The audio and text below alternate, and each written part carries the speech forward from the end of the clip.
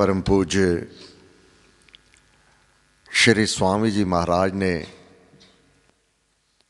हमें यथार्थता का ज्ञान दिया।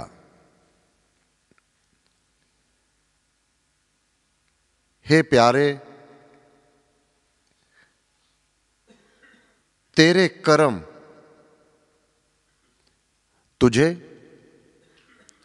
सुख अथवा दुख देने का कारण बनेंगे। यह निश्चित सिद्धांत है और सबके लिए एक समान है।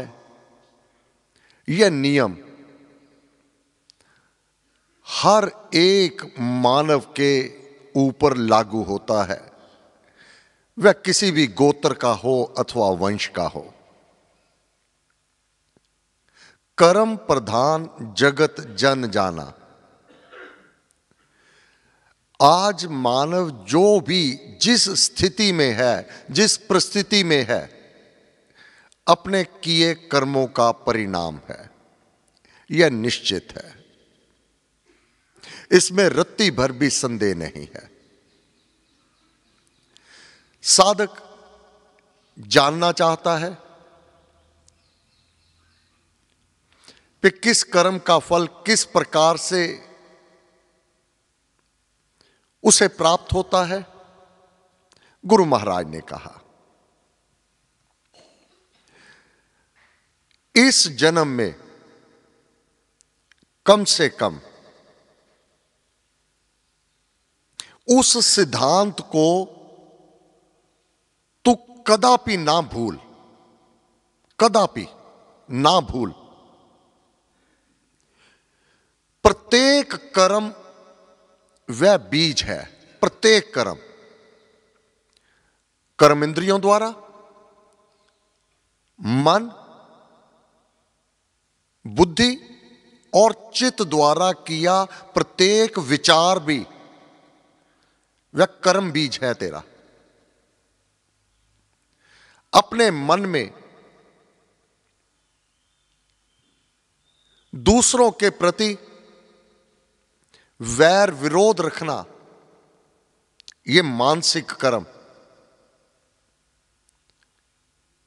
वह सूक्ष्म तेरे विचार, वह सूक्ष्म विचार भी तुझे कष्ट क्लेश देने का कारण बनेंगे। यह सिद्धांत है, यह नियम है। साधक को यह समझ जाना चाहिए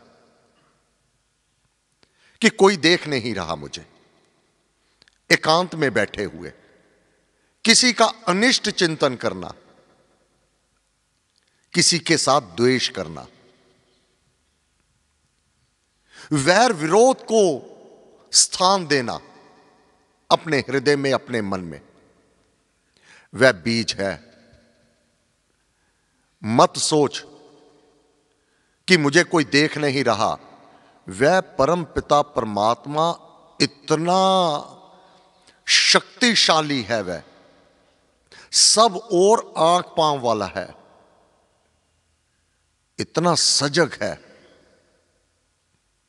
तेरे आंतरिक सूक्ष्म भाव को भी वह जानता है, उससे कुछ भी छुपा हुआ नहीं है। प्रत्येक क्षण तेरा विचार, तेरे भाव, ये तेरे कर्म हैं। गुरु महाराज ने कहा, अब कर्म की जो थ्योरी है,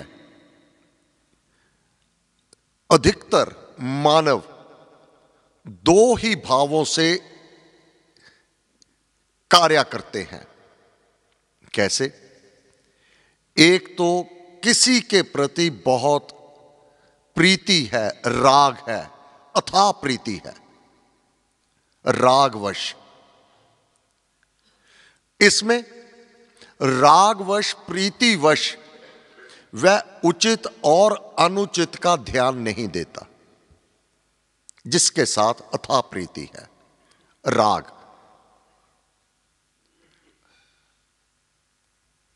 सब कुछ समर्पित है, यह दुख देने का कारण बन जाएगा। और दूसरा द्वेष, द्वेष के लिए तो सभी जानते ही हैं कि किसी के साथ द्वेष भाव से कार्य करना अपनी हानि आप करना है। परंतु राग के प्रति उतनी सजगता नहीं है, प्रीतिपूर्वक जो कार्य किया जा रहा है। राग गाढ़तम प्रीति और द्वेष, यह दोनों कर्म कर्ता को कष्ट क्लेश देने का कारण कहा गया है। गाढ़ प्रीति में किया कर्म वह भी कष्ट क्लेश देगा, और द्वेष ईर्ष्यावश किया गया कर्म वह भी कष्ट और क्लेश देगा। शब्दों की ओर महाराज की ओर ध्यान देना। कष्ट कब आएंगे, क्लेश कब आएंगे?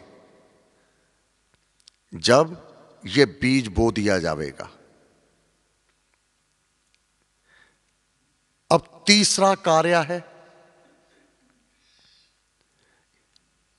इसको विस्तार पूर्वक समझने का साधक स्वयं चिंतन करे। इसके लिए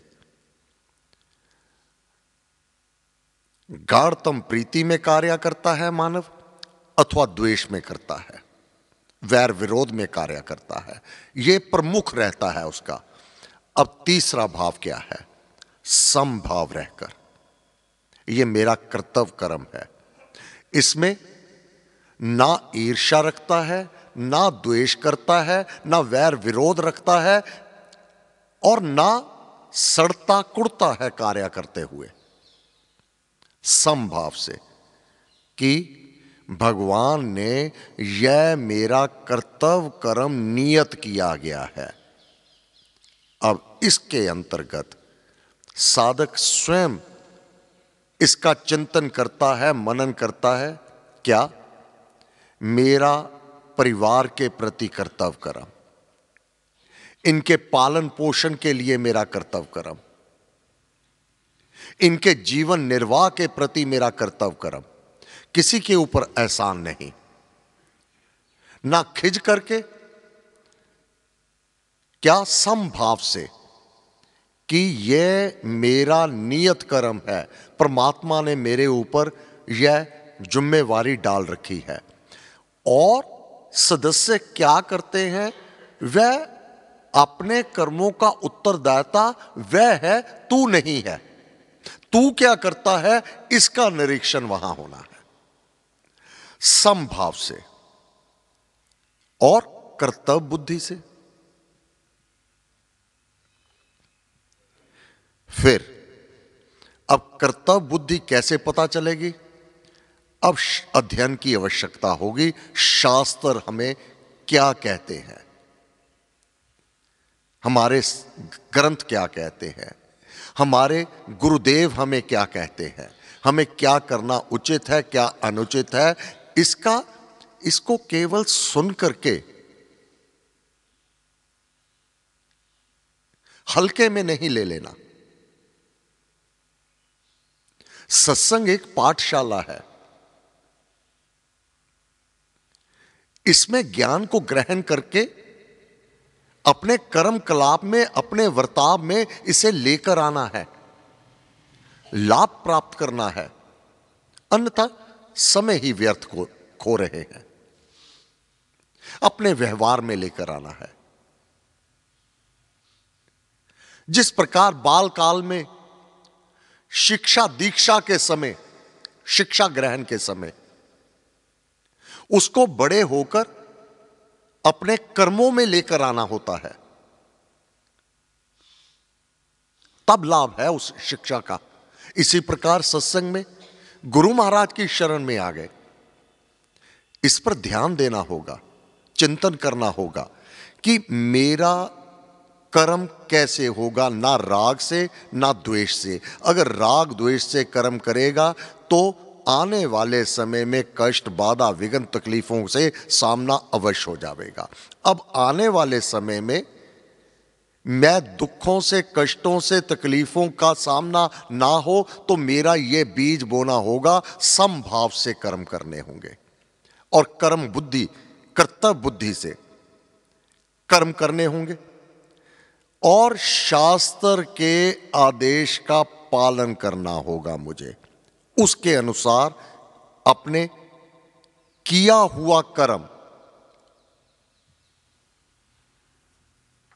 राग द्वेष का समझ आ गया हमें कि यह दुख और कष्ट देने का कारण होगा। अब अगर जीवन में बदलाव कुछ नहीं आया, कर्म हमने वैसे ही किए, परंतु भावों का यहां पर अंतर हो जाएगा। समभाव से कठिन है, समभाव से। अब राग वश मानव अपने बच्चों को तो सब कुछ देता है, अपने बच्चों के लिए तो सब कुछ करता है, परंतु राम भक्त जो इस कर्म के मर्म को जानता है, किसी कॉलेज, स्कूल जहां पर बच्चे शिक्षा ग्रहण कर रहे हैं, उनको उनके उस द्रव को दान में देकर अपने बच्चों को भी दे रहा है और उनके लिए भी कर रहा है, एक समान सम रहकर करने वाला।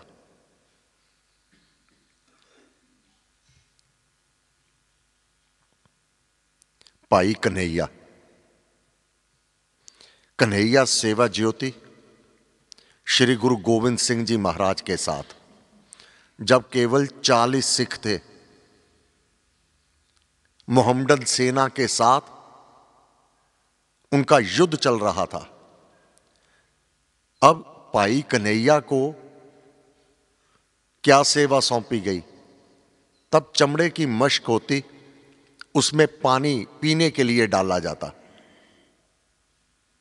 तो जो वीर सैनिक तीर लगने से, शस्त्र लगने से घायल हो जाते, उनको पानी पिलाया करते उस युद्ध क्षेत्र में।